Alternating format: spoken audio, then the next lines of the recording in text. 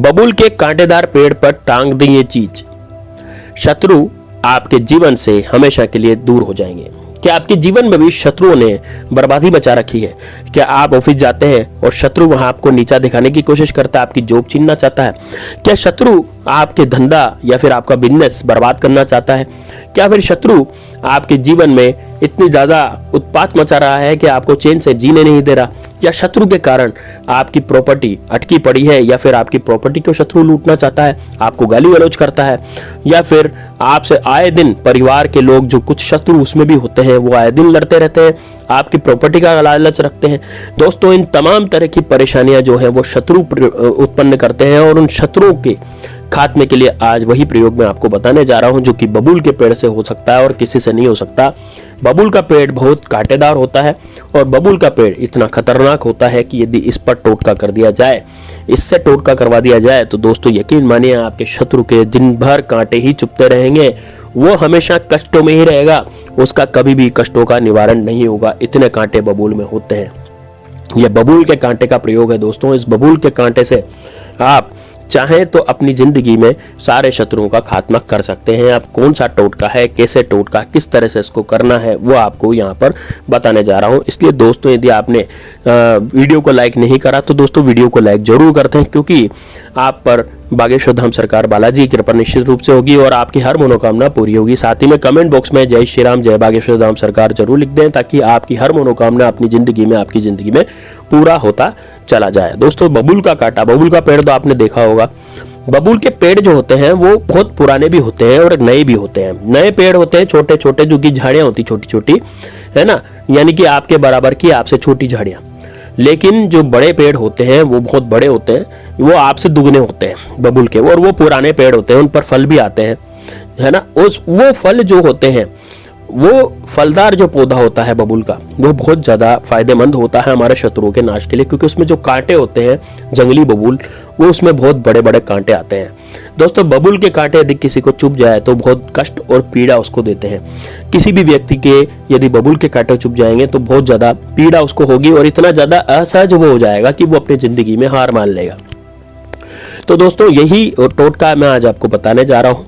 दोस्तों, इसमें कोई हंसी मजाक की बात नहीं है कि भाई मैं आपसे कांटे चुबाने की कह रहा हूँ किसी के। आपको किसी ने कोई कांटा वगैरह नहीं चुबाना, आपको बस केवल ये टोटका करना है, और ये टोटका आप जिस दिन कर लेंगे आपके जीवन से शत्रुओं का नाश हो जाएगा। ऐसा क्यों कह रहा हूँ? क्योंकि दोस्तों देखिए, आजकल हर कोई शत्रुओं से बहुत ज्यादा परेशान है, क्योंकि कलयुग में शत्रुता इतनी ज्यादा बढ़ गई है, लोगों में ईर्ष्या इतनी ज्यादा बढ़ गई है कि वो लोग जबरदस्ती ही अपने शत्रु दूसरों को मान लेते हैं, है ना। मान लीजिए आपसे कोई किसी ने कुछ कहा सुना नहीं, कोई आप किसी से बोलते चालते नहीं हो, आप मतलब अच्छा व्यवहार सबसे रखते हो, लेकिन आप तरक्की करते जा रहे हो, तो आपके बिना बात ही शत्रु हो जाएंगे, बिना काम ही आपसे शत्रुता निभाएंगे, लोग बिना काम आपसे जलेंगे।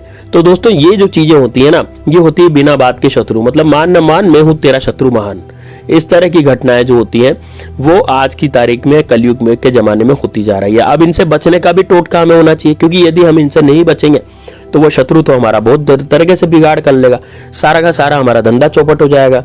बहुत सारों की दुकानें उठ गई इस चक्कर में, शत्रु ने दुकान उठा दी उनकी। अब वो कैसे कमाएंगे, किस तरह से कमाई होगी, है ना। बहुत सारी बार तो ऐसा होता है कि शत्रु आपके जीवन में इतना उत्पात मचाते, इतनी हाहाकार मचा देते हैं कि वो मतलब अपने जीवन में किसी लायक कुछ बचते ही नहीं है। सारे के सारे शत्रु जो हैं आपके पीछे पड़ जाते हैं। प्रॉपर्टी आपके पास है तो प्रॉपर्टी हड़पना चाहेंगे। मान लीजिए आपने खून पसीने की मेहनत से कोई मकान बनाया है, और वो मकान जो है अब आप उसमें रह रहे हैं अच्छे से, तो आपकी प्रॉपर्टी हड़पने के लिए कई तरह के शत्रु आ जाएंगे, चाहे वो सामने से फिर बलवान शत्रु हो। अब उनसे आप लड़ भी नहीं सकते, क्यों? क्योंकि वो बहुत ज्यादा बलवान होगा। वो सोचेगा यार ये तो गरीब है, इसको तो मैं यूं ही मसल दूंगा, और मैं तो बहुत ज्यादा बलवान हूं, क्योंकि वो जानता है ना उसके पास बल है, तो आप उससे भी नहीं लड़ सकते। या फिर कोई शत्रु का गुट है, वो शत्रु का गुट ही आपके पीछे पड़ जाएगा।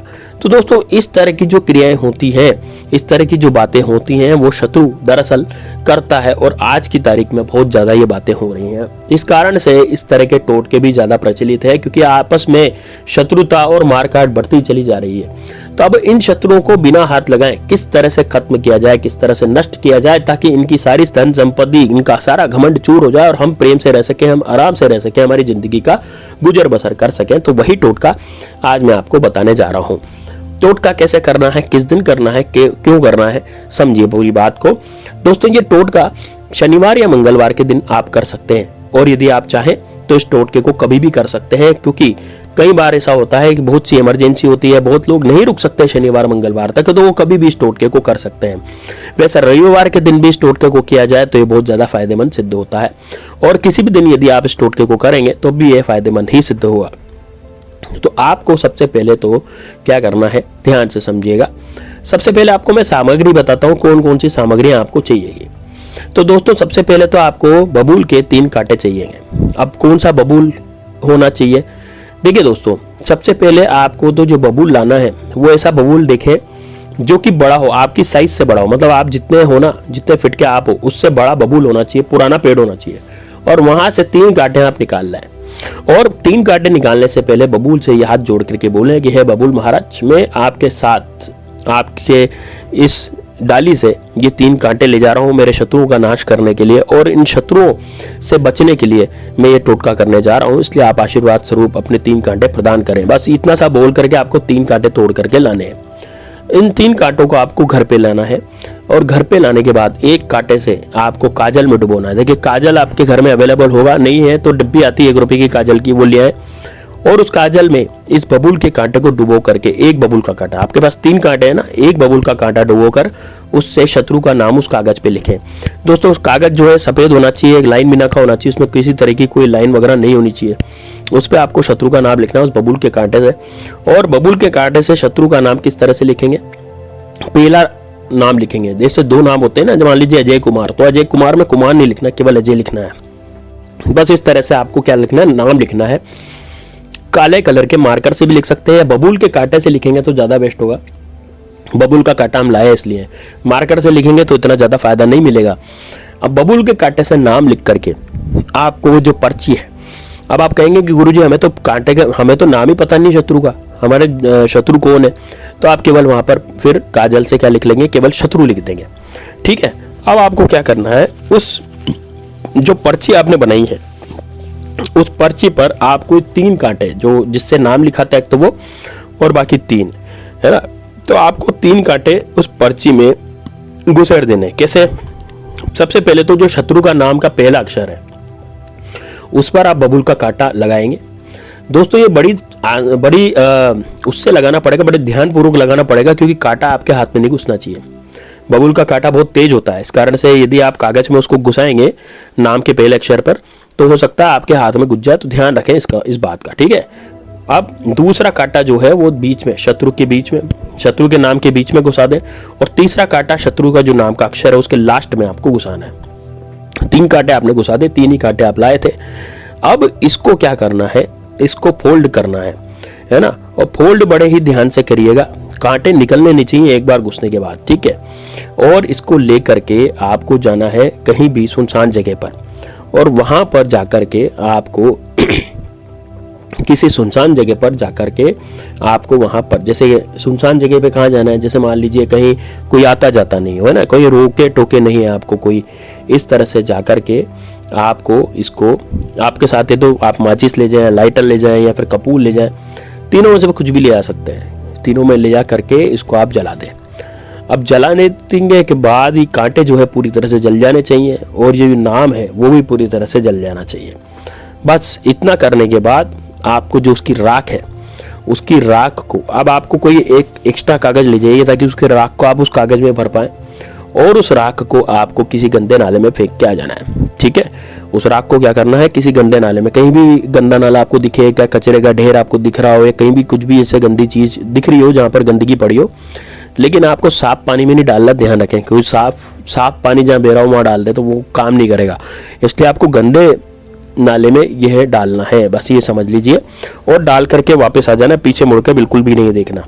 दोस्तों बस इतना कर लें आप। इतना करने के बाद आपकी जो, आप खुद देखेंगे जिस भी शत्रु का आपने नाम लिखा था, या फिर आपके गुप्त शत्रु जो भी थे, वो सारे आपके सामने धीरे धीरे सामने आने शुरू हो जाएंगे।